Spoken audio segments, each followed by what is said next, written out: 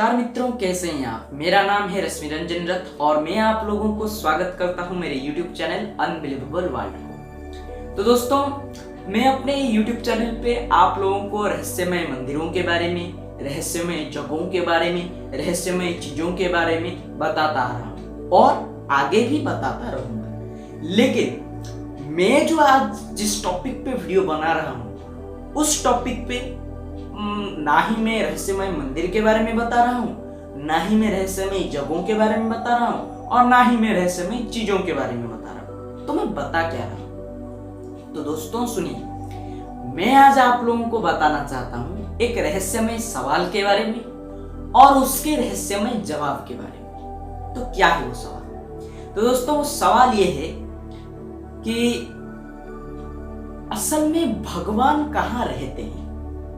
हाँ दोस्तों, आप लोगों ने ठीक सुना, असल में भगवान कहाँ रहते हैं, ये है वो रहस्यमय सवाल। और उसके रहस्यमय जवाब को सुनने से पहले मैं आप लोगों को बताना चाहता हूँ कि ये सवाल सुनकर कई लोगों के मन में ये प्रश्न उठ रहा होगा कि अरे बच्चे, भगवान तो हर जगह रहते हैं, तो तेरा ये कैसा सवाल है कि भगवान कहाँ रहते हैं। हाँ दोस्तों, मैं मानता हूँ भगवान हर जगह है, क्योंकि मैं माइथोलॉजी पे विश्वास करता हूँ, इसलिए मुझे भी भगवान पर विश्वास है और भगवान पर यह भी विश्वास है कि भगवान हर जगह है। लेकिन फिर भी मैं ये सवाल पूछता हूँ कि भगवान असल में कहाँ रहते हैं। क्योंकि दोस्तों, भगवान ये एक ऐसी फीलिंग है या फिर ये एक ऐसी विश्वास है, भावना है, जिसकी पूर्णतः व्याख्या ना ही वेदों में और ना ही किसी संत महापुरुष ने पूर्णतः इसकी व्याख्या कर पाया है। तो भगवान की पूर्णतः व्याख्या किसी ने नहीं की, लेकिन हम अगर वेदों को अपने सूत्र के धार पे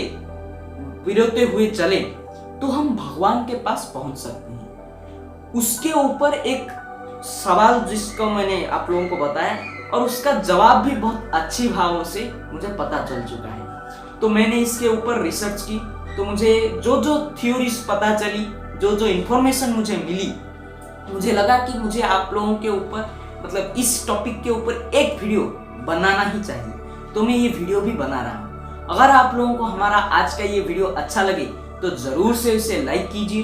सब्सक्राइब अगर हमारे चैनल को नहीं किया है तो जल्दी से सब्सक्राइब कीजिए, ऐसे ही रहस्यमय सवाल, मंदिर, चीज और जगहों के बारे में जानने के लिए। तो दोस्तों चलते हैं और आपको बताते हैं इस रहस्यमय सवाल के रहस्यमय जवाब के बारे में, क्योंकि इसका सवाल भी रहस्यमय है और जवाब भी रहस्यमय है। सवाल है भगवान असल में कहाँ रहते हैं और उसका जवाब ये रहा।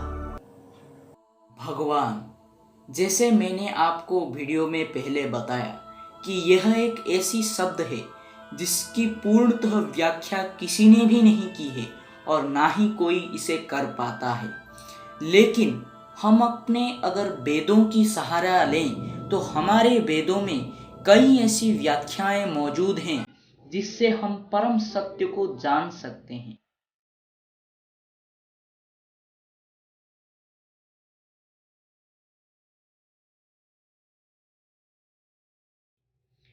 आज वैज्ञानिक भी यह बात मानते हैं कि हमारे सृष्टि में कई आयाम मौजूद हैं और साइंटिस्ट और माइथोलॉजिशियंस ने मिलकर एक 10 आयामी थ्योरी को भी सामने लाया है।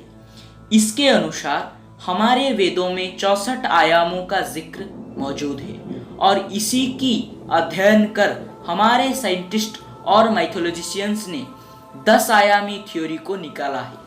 यहाँ पर 10 सबसे शक्तिशाली आयामों के बारे में उन्होंने बताया है और उनके अनुसार बाकी 54 आयाम भी इन्हीं 10 आयामों में ही कहीं ना कहीं मौजूद हैं।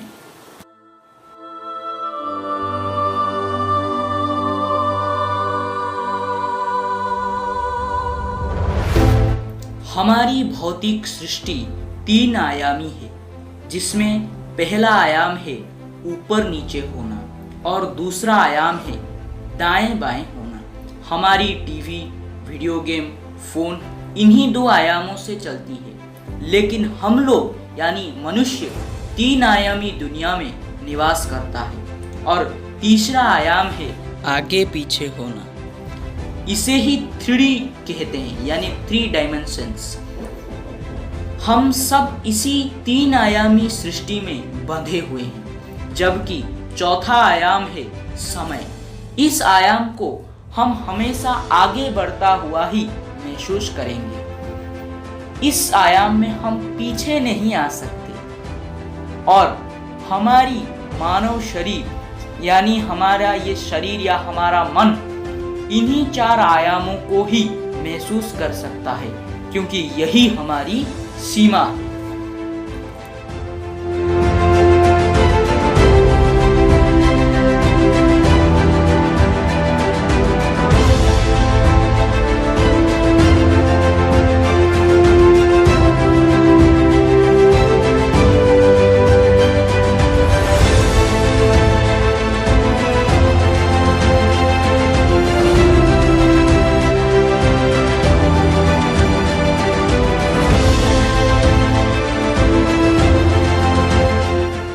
लेकिन हमारे वेदों का हम अध्ययन करें तो हमें पता चलता है कि हमारे इस 4 आयामी सृष्टि में अन्य ग्रह यानी ऐसे भी कई जगह हैं जहां पर जीवन मौजूद है। इन्हें ही हमारे सृष्टि में लोक कहा गया है, यानी हमारे वेदों में लोक कहा गया है। और यह कुल 14 लोकों में विभाजित है, जो कुछ इस तरह हैं: सत्यलोक, तपलोक, जनकलोक, महरलोक, स्वर्गलोक, भुवरलोक, भूलोक, अताल, बेताल, सुताल, तलताल, महाताल, रसताल और पाताल। भूलोक में हम इंसान निवास करते हैं, वहीं भुवरलोक में मृत्यु के बाद हमारी आत्मा निवास करती है और स्वर्गलोक में देवता निवास करते हैं। लेकिन ये सब हमारे 4 आयामी दुनिया में ही निवास करते हैं। इस तरह अब आता है 5वां आयाम, जिसे कहते हैं मल्टीपल यूनिवर्स यानी ब्रह्म आयाम। यही सृष्टिकर्ता रचयिता ब्रह्मा निवास करते हैं। लेकिन ब्रह्मा एक नहीं है, बल्कि करोड़ों ब्रह्मा मौजूद हैं और हर ब्रह्मा इसी आयाम में जन्म लेता है और मृत्यु को भी प्राप्त होता है। और हर ब्रह्मा से एक ब्रह्मांड का निर्माण होता है, जिसे हम बिग बैंग भी कह सकते हैं, क्योंकि वैज्ञानिकों की मान्यता और पुराणों के अनुसार बिग बैंग ही वो है जो भौतिक 3 आयामी दुनिया की शुरुआत मानी जाती है। यहाँ का समय अलग होता है, क्योंकि यह हमारे 4 आयामी दुनिया से बाहर होता है, यानी यहाँ पर समय नामक आयाम का कोई भी असर नहीं रहता।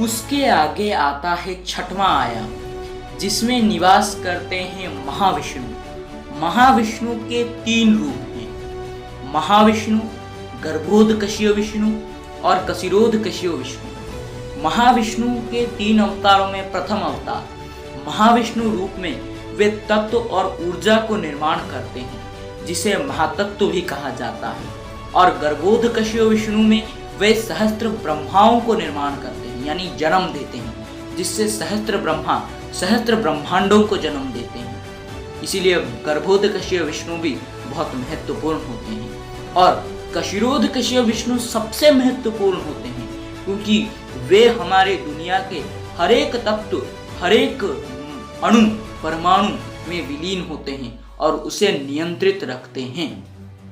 और जब हम महाविष्णु के बारे में ज्ञान पूर्णतः पा लेते हैं, तब हम इस भौतिक दुनिया से बाहर आ जाते हैं। इससे हम परमात्मा को महसूस करते हैं। इसके बाद है 7वां आयाम, जिसे सत्यायाम या ज्ञान आयाम भी कहा जाता है। यहाँ पर इस संसार के पूरा ज्ञान यानी ब्रह्मांड का संपूर्ण ज्ञान मौजूद है। कहा जाता है यहाँ पर हमारे 4 वेद ऋग्वेद, सामवेद, अथर्ववेद और यजुर्वेद मौजूद हैं और जो ज्ञानी पंडित साधु संत इस महाज्ञान आयाम का या फिर सत्य आयाम का पूर्णतः प्राप्ति कर लेता है वो देवताओं की श्रेणी में चला जाता है, क्योंकि महाज्ञान को प्राप्त करके वो मोक्ष की ओर पहला कदम अपना रखता है और वो परमात्मा को अपने शरीर में महसूस करने लगता है। इसके बाद आता है 8वां आयाम, जिसे कैलाश कहा जाता है।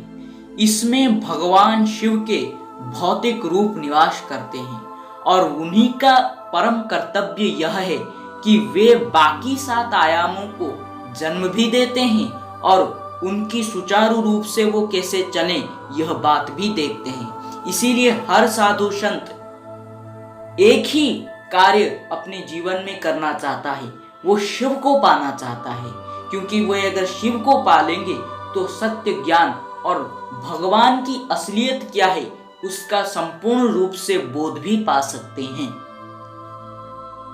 इसके बाद आता है 9वां आयाम यानी वैकुंठ, जहां नारायण निवास करते हैं।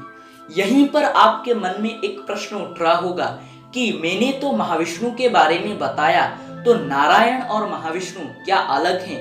तो दोस्तों हाँ, क्योंकि नारायण और महाविष्णु अलग हैं। नारायण के ही एक शक्तिशाली रूप जो कि अलग अलग आयामों में अपना कार्य और कर्तव्य निभाते हैं, जिसे महाविष्णु कहते हैं। और महाविष्णु के 3 रूपों के बारे में मैंने आपको पहले ही वीडियो में बता चुका हूं।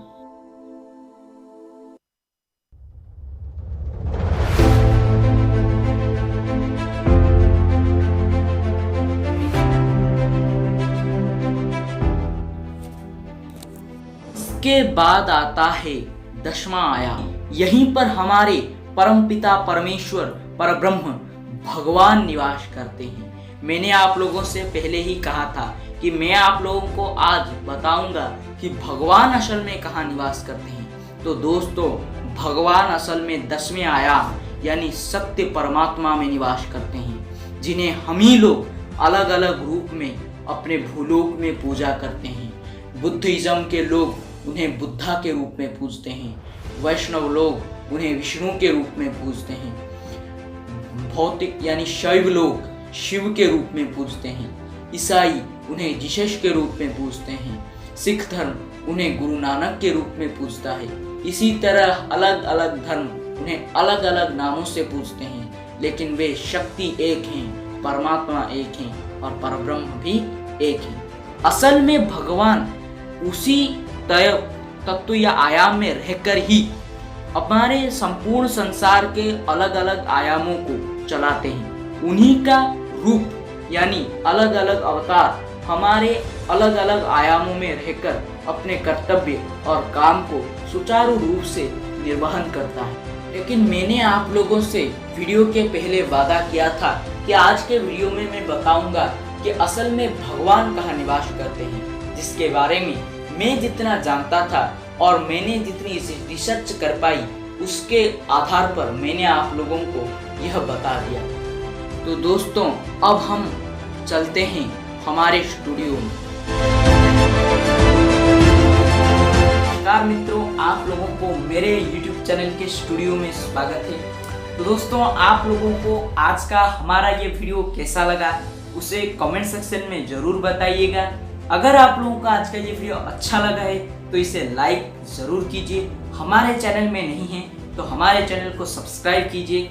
और जैसे मैंने आप लोगों से वादा किया था कि मैं आप लोगों को आज बताना चाहता हूँ कि भगवान असल में कहाँ रहते हैं, इस सवाल का जवाब मुझे जितना पता था, मैं जितना रिसर्च कर पाया, जितनी थ्योरीज को आपके साथ मतलब मुझे जितनी मिली थ्योरीज को अपने VFX अपने काल्पनिक रूप से, क्योंकि देखिए दोस्तों ये मैंने जो जितनी बात बताई ये किसी ने भी अपनी आंखों से नहीं देखा है। वेद पुराण साइंटिफिक थ्योरीज को हम अगर सूत्र में जोड़ें तो ये पता चलता है, जिसकी एक प्रमाणतः हम बता सकते हैं कि भगवान असल में कहाँ है। क्योंकि मैंने जैसे वीडियो के पहले भी बताया है कि भगवान एक ऐसी शब्द है जिसकी पूर्णतः व्याख्या किसी ने नहीं की। अभी आप कई लोगों के मन में सवाल उठ रहा होगा कि बच्चे तूने तो ये बता दिया भगवान असल में कहाँ रहते हैं, तो अगर तुझे इतना ही पता है तो ये बता के दिखा कि भगवान असल में कौन है।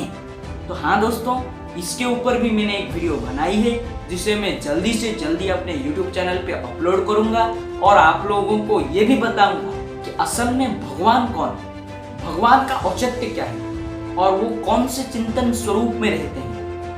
इस सब के बारे में मैं एक अलग वीडियो में बताऊंगा, क्योंकि पूरी एक वीडियो में ये सब बारे में कवर करना बहुत मुश्किल है। इसलिए इसका पार्ट 2 मैं बहुत जल्दी लेके आऊंगा और ये वादा है कि उस पार्ट 2 में मैं आप लोगों को और अच्छे से भगवान के बारे में, आप लोगों को मुझे जितना पता होगा, रिसर्च में मुझे जितनी इन्फॉर्मेशन मिली, उसे और अच्छे से मैं आप लोगों के आगे नरेट करूँगा। तो आज के लिए मैं रहता हूँ।